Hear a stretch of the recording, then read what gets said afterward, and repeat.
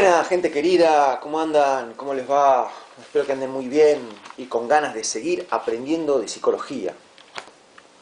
Con esa actitud nerd, ¿no es cierto?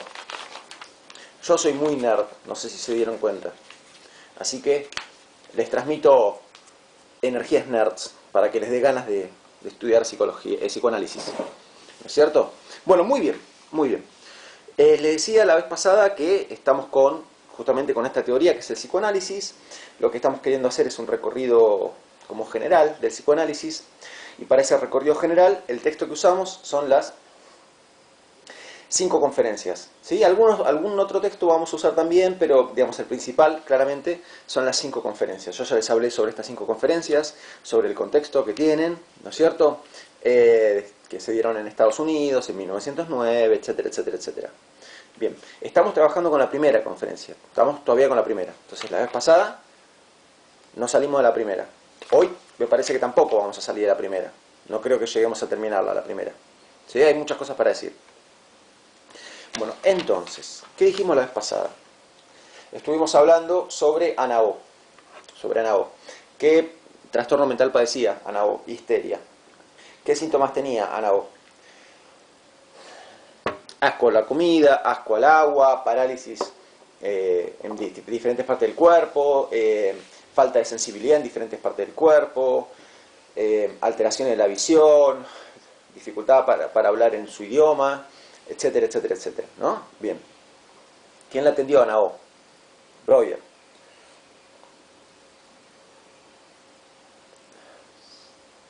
Es loco, ¿no? Porque me empiezo a acelerar hablando de psicoanálisis porque me gusta, pero es como que el mate me pone un freno de mano ahí, porque me tapa la boca, no puedo seguir. Si pudiera transferir mi habla a la mano, yo creo que seguiría de acá. Pero bueno, el mate me obliga a frenar. Bueno, entonces, les decía que estábamos en que la atendió Breuer, ¿sí? Bien. Y Breuer, ¿cómo la trataba a Ana O? La trataba con el método que se usaba en aquel momento para la histeria. ¿Que cuál era? La hipnosis. La hipnosis. O sea, hablamos de en qué consiste la hipnosis, dijimos que a la persona se le mete en un trance hipnótico, etcétera, etcétera. ¿Y con qué se encuentra Breuer? Breuer se encuentra con que cuando Ana O está lúcida, despierta, en estado de conciencia normal, y Breuer le dice, bueno, a ver Ana O, ¿cuándo empezaste a tener alteraciones en la vista? Y ella no sabe. Bueno, Ana O, ¿cuándo empezaste a dejar de sentir a perder sensibilidad en el brazo derecho? No sabe. Bueno, etcétera. Montones de cosas. O sea, Breuer es como que le pide de algún modo que dé cuenta de sus síntomas, que le hable de sus síntomas, especialmente del origen de sus síntomas, y a Ana O no se le ocurre nada para decir, ¿no? Siempre recordemos que un tratamiento así se inicia una vez que ya quedaron completamente descartadas todas las posibles causas orgánicas de esos problemas, ¿no? Más vale que una persona puede tener alteraciones en la visión por causas neurológicas, y esa persona no tiene que estar en el psicólogo, tiene que ir al consultorio del neurólogo. Pero en el caso de la histeria, justamente hablamos de una enfermedad que tiene una variedad de síntomas que se parecen mucho a los síntomas producidos por varias determinadas enfermedades orgánicas, ¿no? Pero no están esas enfermedades orgánicas. Entonces, la única cosa que puede explicar esos síntomas es la histeria. Tenemos que tratarlos como síntomas histéricos, ¿no?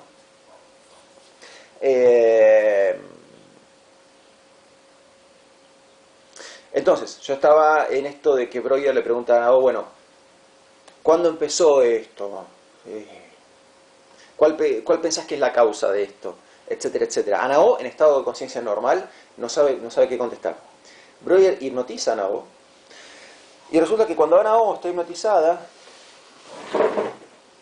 Ana O puede narrar el origen de esos síntomas. Los puede narrar. Y al narrarlos, al hablar del origen de esos síntomas, al conectar, empezamos a hablar más técnicamente, asociar. Acá la palabra clave es asociar. Entonces, tenemos el síntoma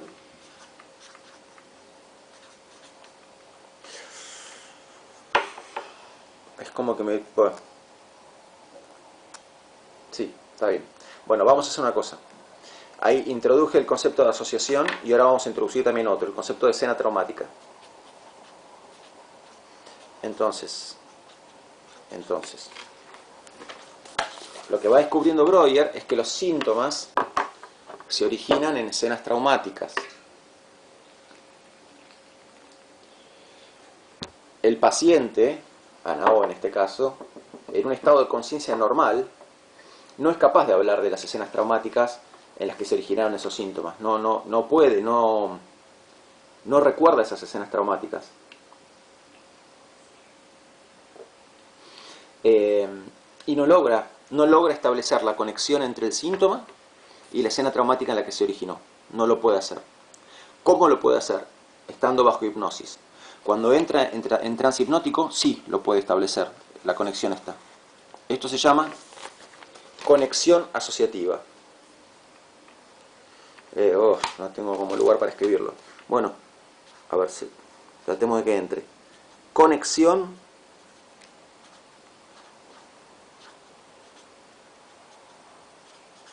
asociativa. ¿Ok? Bien. Entonces, ¿qué es lo que la persona bajo hipnosis puede hacer? Puede establecer la conexión asociativa entre sus síntomas y las escenas traumáticas en las que se originaron esos síntomas. Cosa que en el estado de lucidez despierta no lo puede hacer, pero hipnotizada, Anao sí lo puede hacer. Y al hacerlo, al establecer esta conexión asociativa, ¿qué se produce? Habíamos dicho, una gran descarga de afecto, una descarga emocional. Después de producirse esa descarga emocional, Breuer la saca de la hipnosis, la despierta. Anao no recuerda en absoluto qué pasó durante la hipnosis y resulta lo interesante que descubre Breuer, otra cosa interesante que descubre es que cuando se produjo esa descarga de afecto en el trance hipnótico, la persona al despertar está aliviada, temporariamente hay que aclararlo, pero la persona está aliviada de el síntoma del que estuvo hablando. O sea, si ella... ahora vamos a ejemplificar. Un síntoma que tenía Anao era asco por el agua, ¿no? Acá está en abstracto, acá está explicado de manera conceptual. Ahora vamos al ejemplo. Tomamos un síntoma. Asco por el agua. ¿Sí? Ok. Si le preguntamos a Anao, bueno, Anao, ¿por qué pensás que tenés asco por el agua? No sé. No se me ocurre. Etcétera, etcétera. Anao es hipnotizada. Y cuando es hipnotizada, Breuer le pregunta, bueno, a ver, ahora contame, ¿cuándo empezó tu asco por el agua? Y estando bajo hipnosis, Anao relata una escena de su infancia en la cual ella había dejado, creo que un vaso de agua en el piso, y un perro se acerca al vaso y toma agua del vaso, ¿no? Y eso le dio un asco profundo. Entonces, ahí tienen la teoría ejemplificada.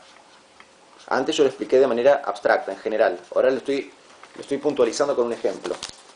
Síntoma, asco por el agua. Escena traumática en la que se origina ese síntoma, la escena del perro.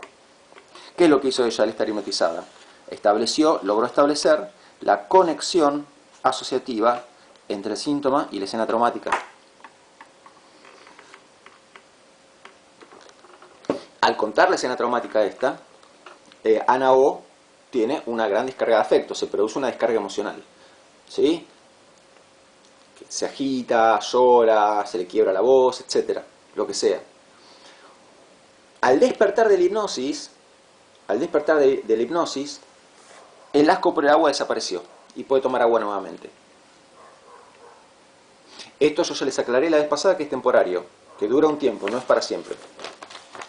Pero ven cómo pareciera ser que tiene efectos terapéuticos. Pareciera ser no. A ver, la hipnosis tiene efectos terapéuticos, pero son efectos terapéuticos pasajeros.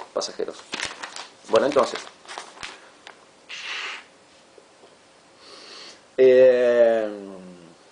voy a seguir así cada tanto mirando el texto porque no quiero... A ver, son temas... En el psicoanálisis todo se conecta con todo. A eso agregale que es una teoría que me gusta mucho explicar. A eso agregale que yo me embalo y me acelero. Entonces, ¿qué pasa? A veces termino siguiendo mi propio camino y no el camino de las conferencias. Entonces voy a tratar de frenarme, así como estoy haciendo ahora, cada tanto frenarme, para mantenerme lo más posible dentro del andarivel que sigue Freud en las conferencias. ¿Sí? Pues si no empiezo a meter más conceptos, y bueno, y termino como tomando mucha distancia del texto, que no es lo que quiero hacer. Ok, entonces estamos con que el alivio es pasajero. Bien. Bueno, una cosa importante también que descubre Breuer y que descubre Freud también, o sea, a ver, entiéndame esto. Estamos ejemplificando con Ana O que Ana O fue atendida por Breuer. Pero todo lo que estamos diciendo, ¿no?, lo hacían tanto Breuer como Freud. Entonces Freud también hacía esto con otras pacientes. Pasa que Ana O, como tiene tantos síntomas, ¿no?, yo les conté la vez pasada, esto es como en medicina, se busca para enseñar, ¿no?, para lo que es docencia, para explicar cómo funciona determinada enfermedad, se toma siempre el caso típico, no el caso difícil, de diagnóstico difícil. O en todo caso se puede ir a eso una vez que ya se trabajó sobre lo que es un caso típico. Entonces Ana O es un caso extremadamente típico, tiene todos los síntomas de la histeria.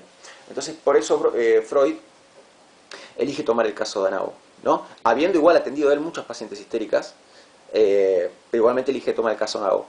Entonces, Ana O fue atendida por Breuer, pero esta forma de tratamiento de la hipnosis y todo eso era practicada por Breuer y por Freud, por los dos.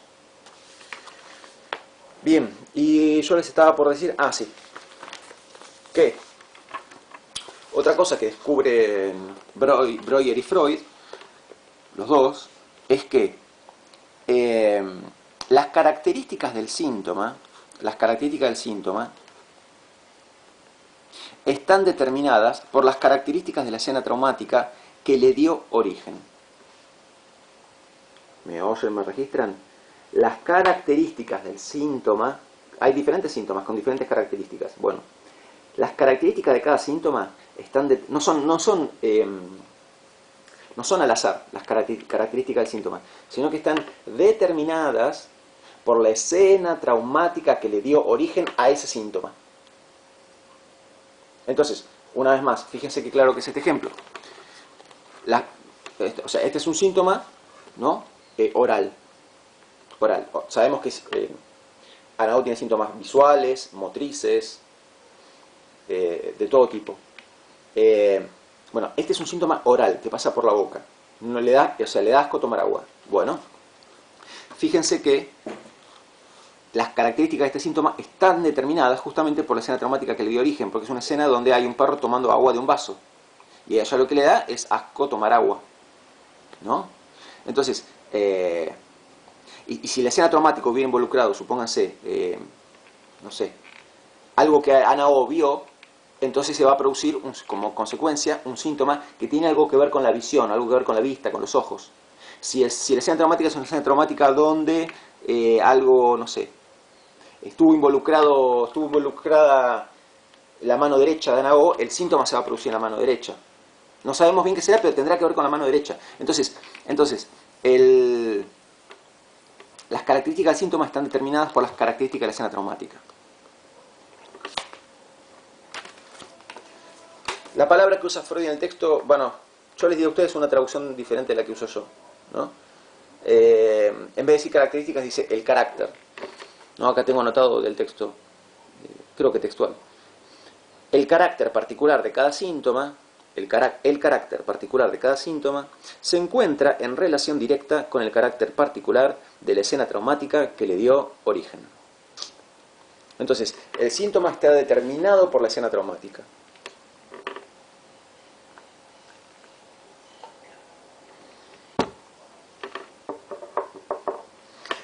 Y para complicar un poco las cosas,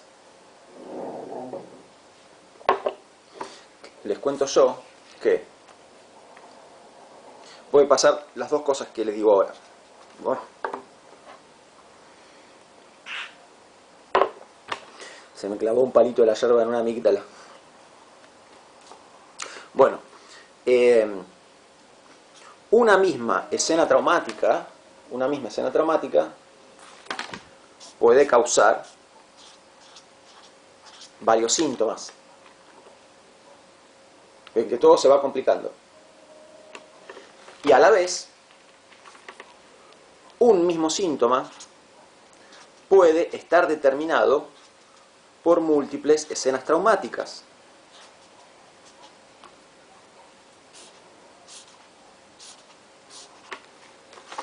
¿Me siguen? ¿Cómo se da cuenta Breuer de esto? Bueno, de esto, por ejemplo, se da cuenta ¿por qué? Porque le pide, cuando está hipnotizada, le pide que hable de este síntoma. Llamémoslo síntoma 1. Y ella habla de esta escena traumática. Otro día le pide, bajo hipnosis, ¿no?, que hable de, bueno, no tengo lugar para anotar los numeritos, pero síntoma 2, el de acá. Y ella habla de la misma escena. Y se produce la descarga de afecto. Y el síntoma queda temporariamente aliviado. Otro día le pide que hable de este otro síntoma. Y ella vuelve a hablar de la misma escena traumática. Y así sucesivamente. Entonces ven que una escena traumática puede producir múltiples síntomas. Y lo inverso también. Un síntoma puede estar provocado por múltiples escenas traumáticas. Entonces un día analizamos este síntoma y le pedimos que hable, cuando esté hipnotizada, le pedimos que hable de la situación en la cual empezó, la situación en la cual se originó el síntoma, y habla de determinada escena. Se produce una descarga de afecto. Cuando se despierta de la hipnosis se siente mejor. El síntoma se alivió temporariamente. Y otro día, cuando el síntoma volvió, le pedimos que hable del origen del síntoma y no cuenta la escena traumática que había contado la vez anterior, cuenta otra escena traumática. Entonces nos damos cuenta de que había más de una escena traumática detrás de ese síntoma. Y después con otra escena traumática y después con otra. ¿Ven? Entonces una misma, no es que necesariamente una escena traumática determina un síntoma. Otra escena traumática determina otro síntoma. Eso puede pasar, como puede pasar también esto, que una escena traumática produzca múltiples síntomas, ¿sí? O que un mismo síntoma esté determinado por múltiples escenas traumáticas. Bueno, ok. Después, bueno, cuando pasa esto, cuando tenemos este cuadro de situación, un síntoma determinado por múltiples escenas traumáticas, a esto se lo llama sobredeterminación del síntoma.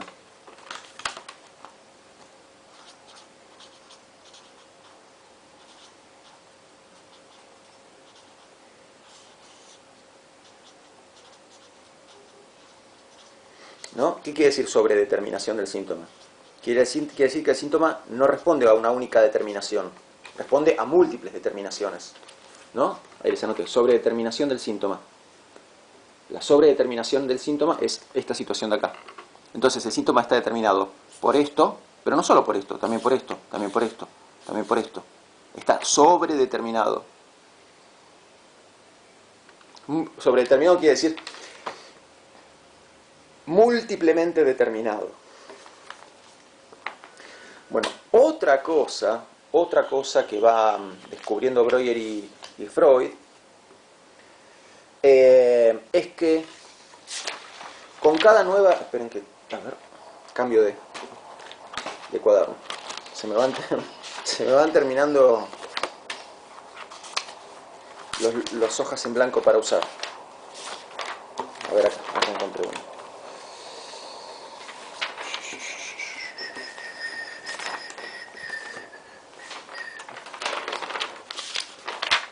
Ok, bien.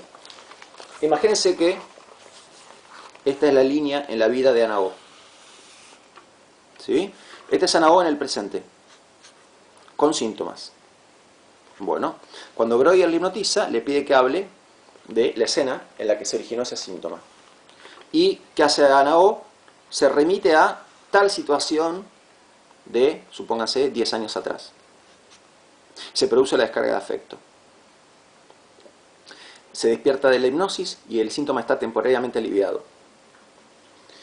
Bueno, siguiente sesión, el síntoma reaparece. Breuer le pide, bueno, que otra vez hable sobre el origen de ese síntoma. Ana O, hipnotizada, vuelve a hablar del origen de ese síntoma, pero se remite esta vez a una escena, se remite esta vez a una escena más antigua de su pasado. Se produce una descarga de afecto mayor que la anterior y un alivio del síntoma más duradero que el anterior. Pasajero también, temporario, pero más duradero el alivio. Y termina volviendo el síntoma.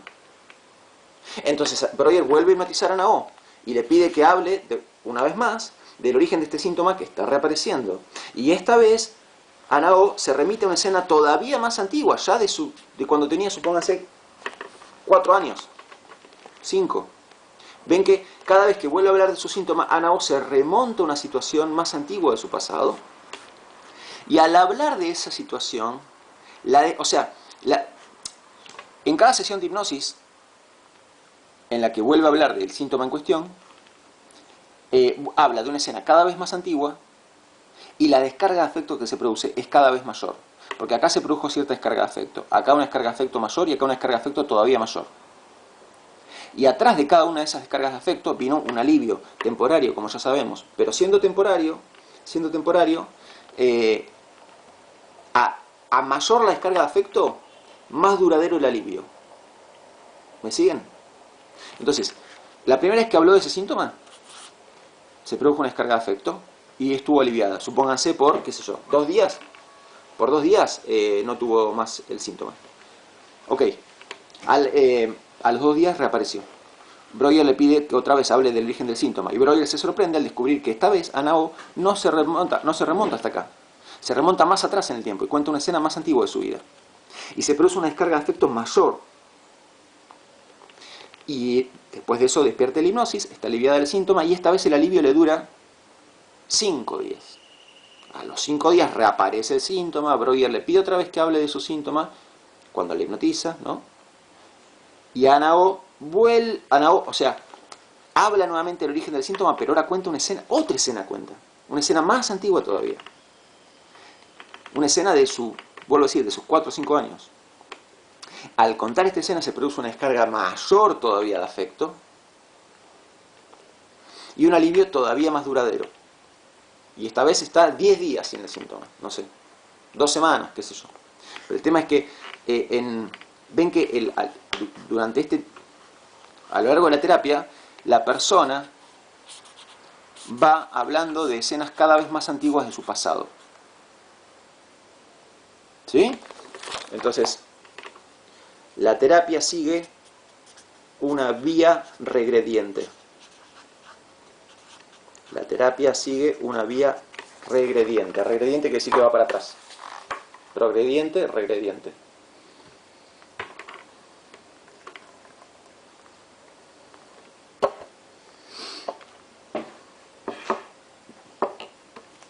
Bien.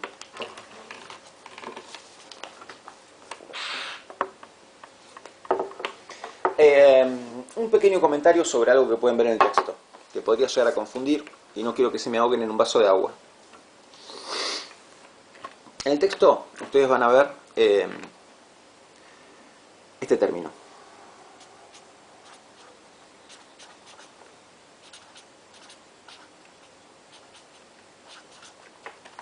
Huella mnémica.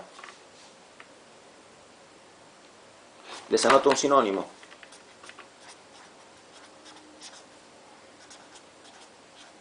Huella mnemónica. Huella mnemónica. Es lo mismo, lo mismo.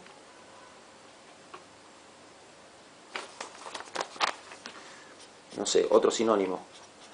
Huella en la memoria. Que es lo mismo también, ¿eh? Huella en la memoria.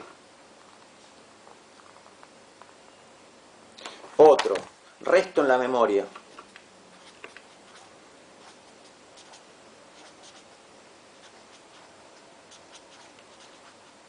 Bueno, todas estas cosas son sinónimas. Todo esto quiere decir lo mismo. Ahora, van a ver que cuando habla de la escena traumática, muchas veces aparece este término. La huella anémica de la escena traumática. El resto en la memoria de la escena traumática. Entonces, esto no equivale a la escena traumática. Entonces, a ver. A ver si logro que se me entienda lo que quiero decir. Tenemos la escena traumática, por ejemplo, la escena del perro tomando agua al vaso, ¿no? Tenemos la escena traumática y tenemos el resto en la memoria, para usar una de las expresiones que usé recién, ¿no? El resto en la memoria de esa escena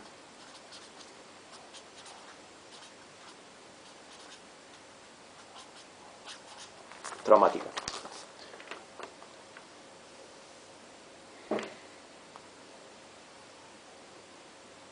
El punto es, decir escena traumática y decir resto en la memoria de la escena traumática, ¿es lo mismo? No, no es lo mismo. No es lo mismo, no es igual. No es igual. ¿Dónde estaría la diferencia? La diferencia estaría en que la escena traumática es, digamos, el acontecimiento en sí. El acontecimiento en sí. La situación concreta que se produjo aquel día. Y el resto en la memoria de esa escena traumática, ¿qué es? El recuerdo que quedó grabado en la memoria de esa escena. ¿No? Entonces la diferencia es, o sea, es sutil, pero teoréticamente significativa. O sea, desde el punto de vista de la teoría es una diferencia importante. Desde el punto de vista del sentido común es sutil, porque es la diferencia entre la escena y el recuerdo que te quedó de esa escena. ¿No? En psicología tiene relevancia. Yo en estas clases no le estoy dando mucha bolilla a esa diferencia, ¿no? Porque me parece que para los fines pedagógicos que tienen estas clases no hace falta insistir mucho en eso. Entonces, ¿a qué quiero ir con esto? A ver, volvamos acá. Volvamos acá. En rigor, yo cuando les expliqué esto, fíjense que, ¿qué les decía yo?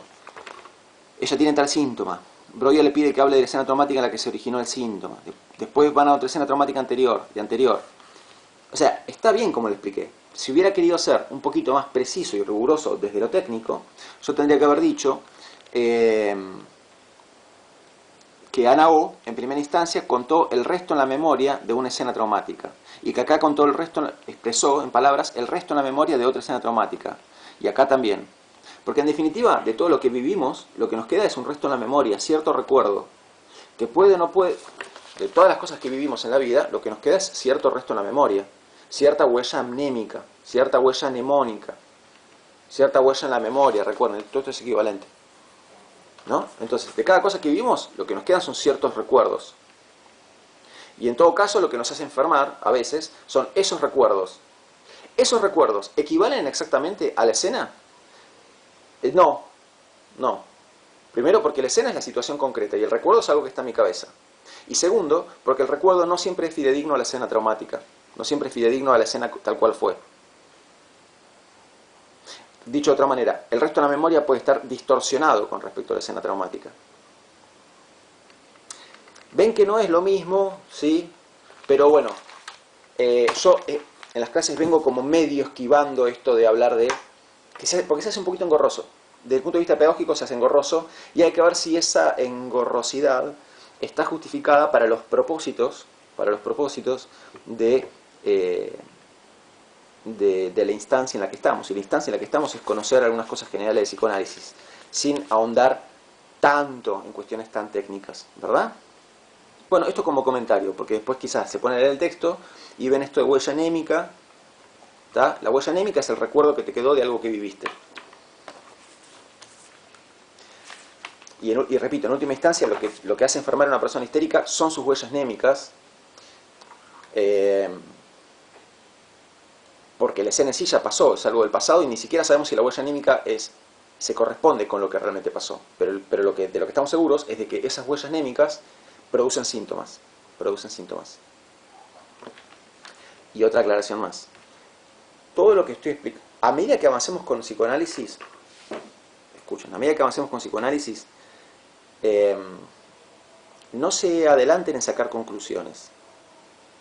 Porque después vamos viendo nuevos conceptos que son evoluciones, digamos, versiones evolucionadas de lo que estamos estudiando ahora. Fíjense que yo, por ejemplo, una palabra clave que yo todavía no dije es inconsciente. Otra palabra que no dije es sexualidad infantil. Zonas erógenas. Punto de fijación.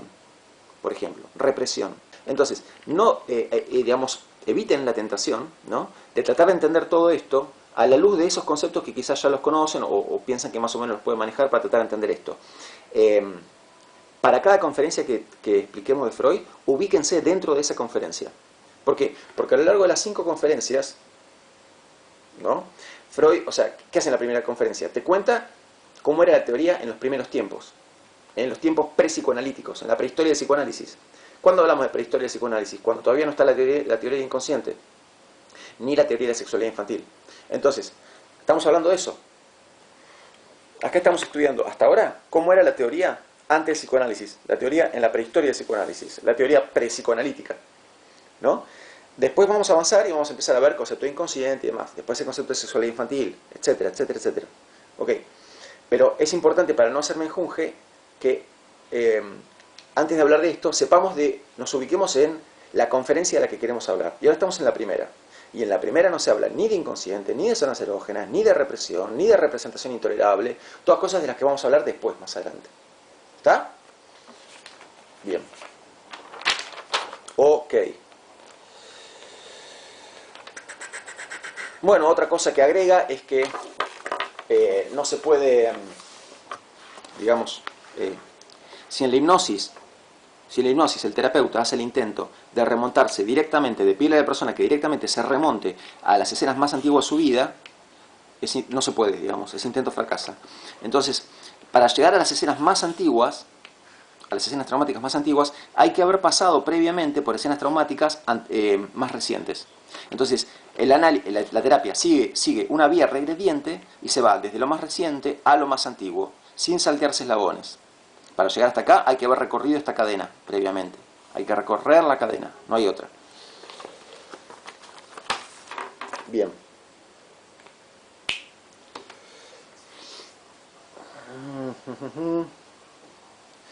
Bueno, vamos a explicar una frase interesante que dice Freud, que es la siguiente. A ver, óiganme, no lo voy a anotar, óiganme. Freud dice: los enfermos histéricos sufren de reminiscencias. ¿Qué quiere decir la palabra reminiscencia? La palabra reminiscencia quiere decir recuerdo. Recuerdo. Entonces lo que nos está diciendo Freud es que los enfermos histéricos sufren de recuerdos. Sufren de recuerdos. ¿Por qué será que sufren de recuerdos? Porque tienen en su memoria recuerdos que se expresan a través de síntomas. Entonces, tienen recuerdos sufrientes, recuerdos dolientes, y ese dolor se expresa en los síntomas. Cada síntoma que tiene una persona histérica es la expresión de un recuerdo doloroso.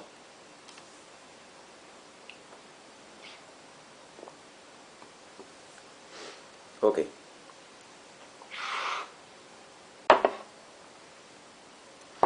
Bueno, bien, ahora que tenemos este camino hecho, vamos a hablar un poquito de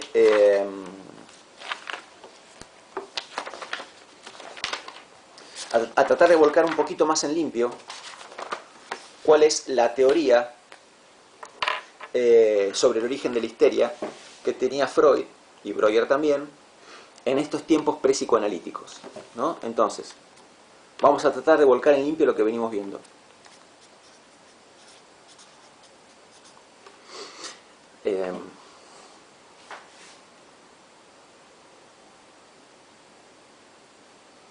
Esto de pre-psicoanalítica lo digo yo, no está en el libro, lo dice Nieto. Vamos a anotarlo. Después de todo, soy licenciado en psicología, así que puedo animarme a hacer cosas como esta. Teoría pre-psicoanalítica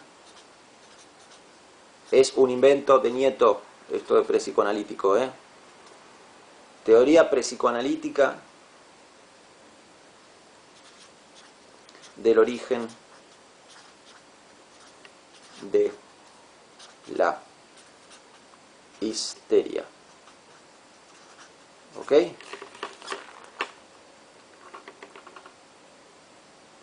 ¿Qué quiere decir pre-psicoanalítica? Pre-psicoanalítica, ahora vamos a ponerle un asterisco. Ahí, le puse un asterisco arriba. Prepsicoanalítica quiere decir anterior a la teoría del inconsciente. Ven que de inconsciente no estamos hablando.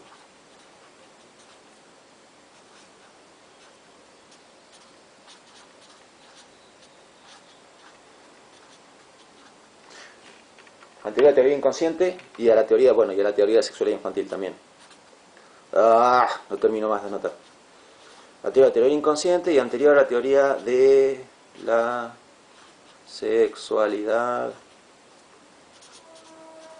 infantil. Bueno, esto quería hacer un título y al final lo ocupé como media hoja. ¿Ok?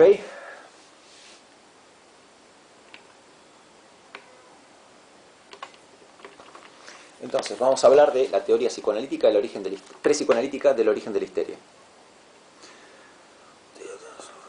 Ok. Bueno, entonces, ¿en qué se origina la histeria? La histeria se origina en una o más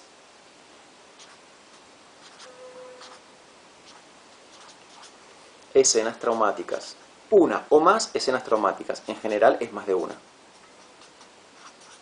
Entonces, concepto de escena traumática.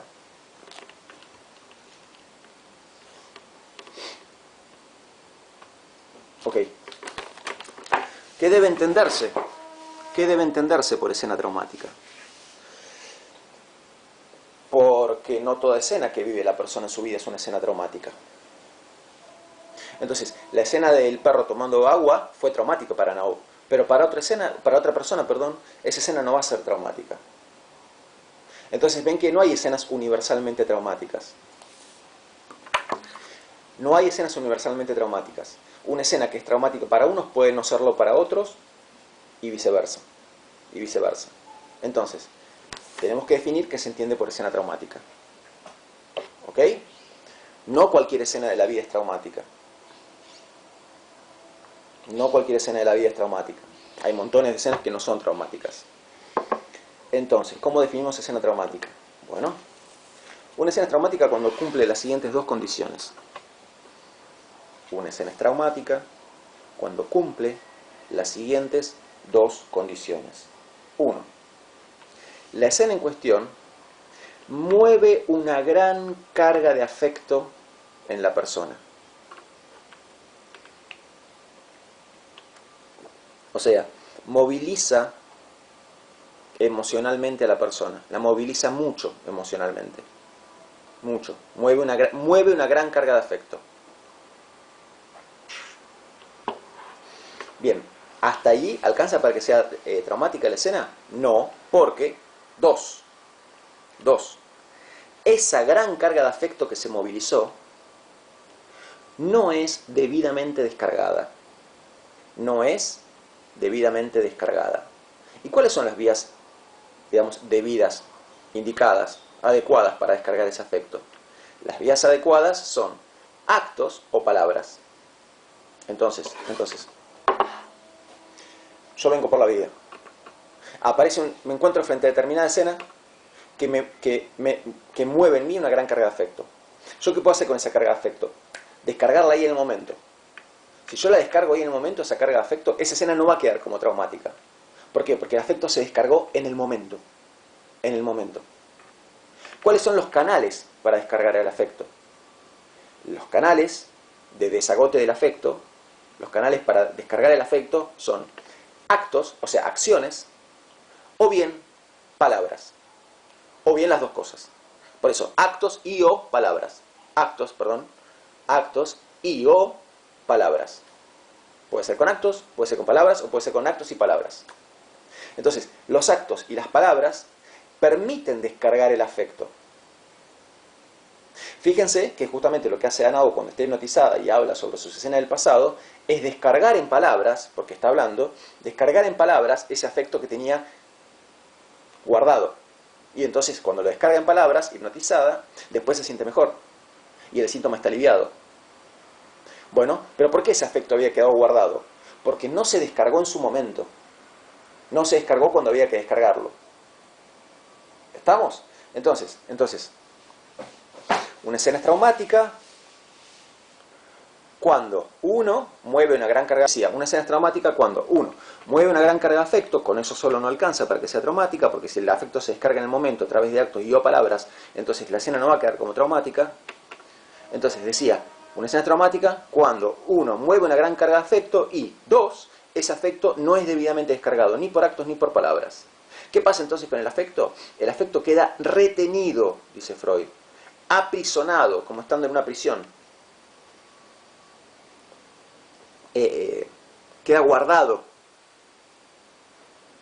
Y como queda guardado y pasan los años y permanece guardado, el afecto busca exteriorizarse de alguna manera, busca expresarse de alguna manera esa carga de afecto. Y se expresa de manera anormal. Anormal. ¿Y cuál es esa vía anormal para expresar el afecto? ¿Cuál puede ser? El síntoma. El síntoma. Entonces, si yo viví tal escena traumática, no descargué el afecto ni por actos ni por palabras, ese afecto quedó guardado, y mientras siga guardado, va a seguir generando síntomas. Va a seguir generando síntomas. Porque los síntomas son la manera en que se expresa esa carga de afecto que quedó guardada.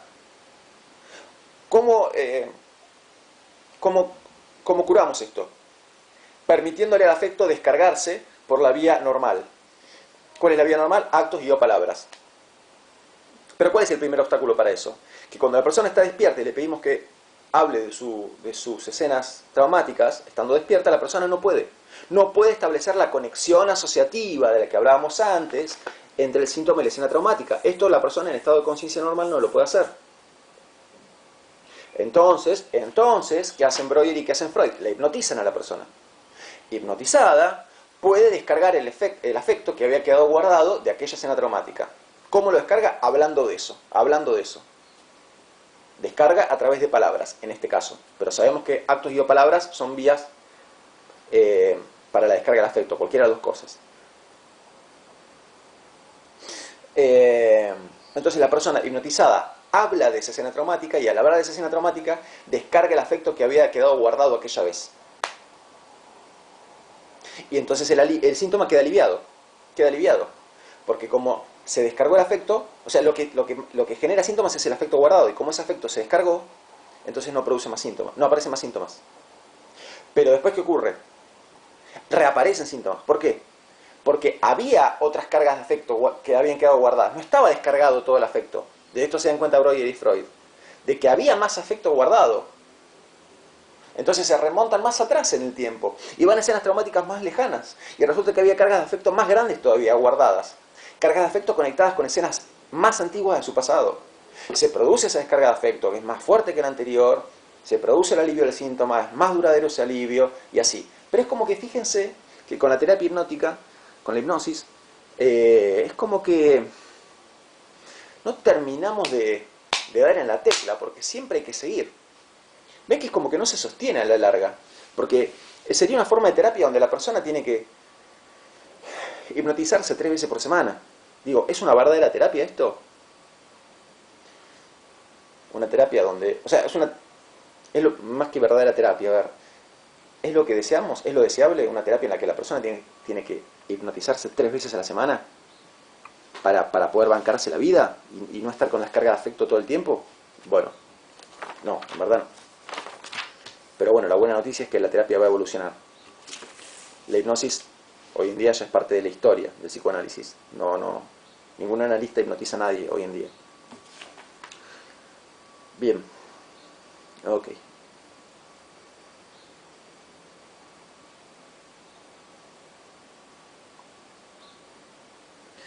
Anoto un par de cositas para que nos afilemos con el vocabulario técnico. ¿Sí? Esto es necesario.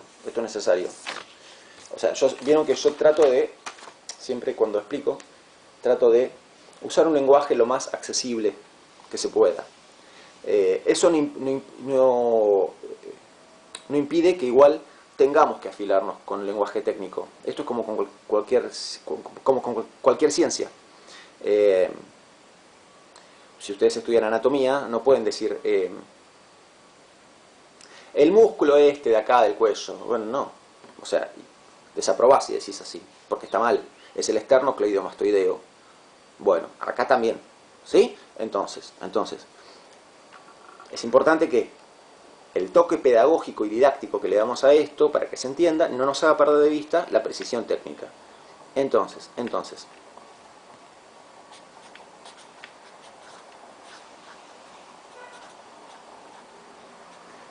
¿cuál es la manera más propia y más técnica de hablar del origen de la histeria? La patogénesis de la histeria. Patogénesis de la histeria quiere decir origen de la histeria. Un sinónimo de patogénesis es etiología. ¿Sí? Si me dicen etiología de la histeria, bueno, es lo mismo. ¿Sí? El origen de la histeria, la causa de la histeria.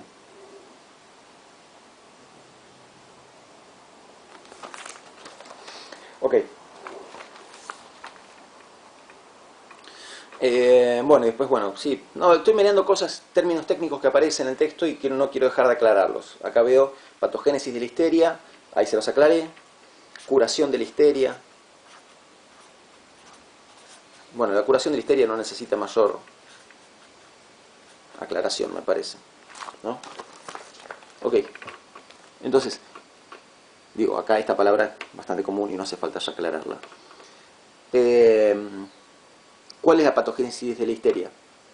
La retención de afecto, la no descarga de afecto, ¿no? O sea, o dicho de manera más completa, una escena traumática, ¿sí? Que movió, o sea, que por ser traumática movió una gran carga de afecto, ese afecto no fue descargado en su momento ni por actos ni por palabras, quedó retenido y al quedar retenido busca exteriorizarse a través de síntomas. Los síntomas causan sufrimiento, ¿sí?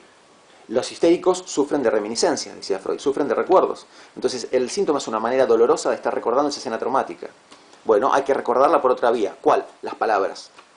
Las palabras. Hablando de la escena traumática, se produce la descarga de afecto y el alivio del síntoma.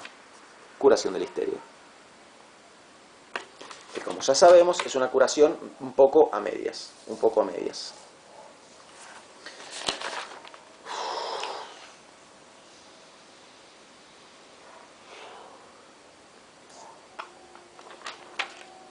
Bueno, vamos a cortar acá, porque tengo algunas cosas más para explicar, pero vamos a tomarnos otra clase más para cerrar la primera conferencia. ¿Está bien? ¿Sí? Y esta la dejamos acá. Bueno, nos vemos la próxima. Cuídense.